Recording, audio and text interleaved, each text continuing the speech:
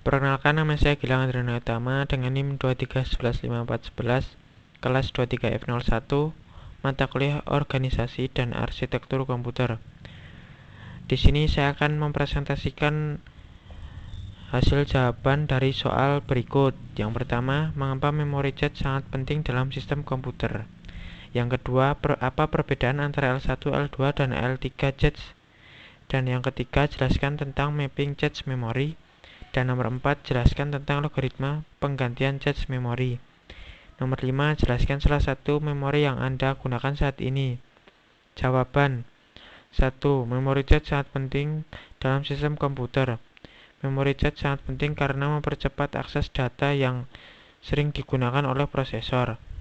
Jets merupakan jenis memori kecil tetapi sangat cepat yang menyimpan data atau instruksi yang baru saja diakses atau yang sering digunakan.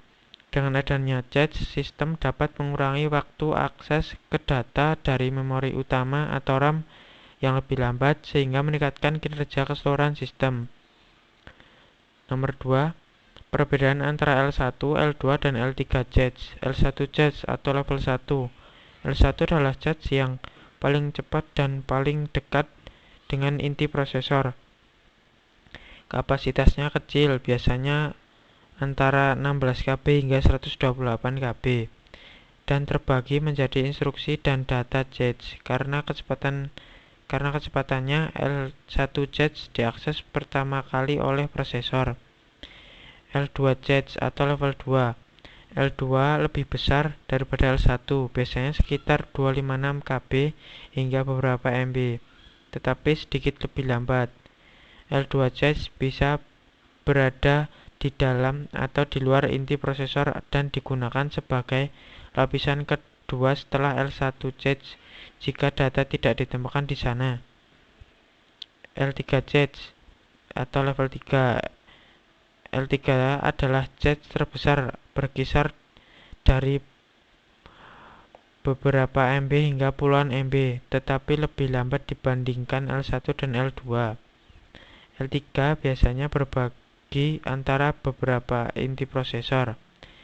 Ini berfungsi sebagai jets terakhir sebelum prosesor mengakses RAM. Nomor 3, mapping jets memori mengacu pada bagaimana data dari memori utama ditempatkan ke dalam jets. Terdapat 3 jenis teknik mapping utama. Yang pertama, direct mapping.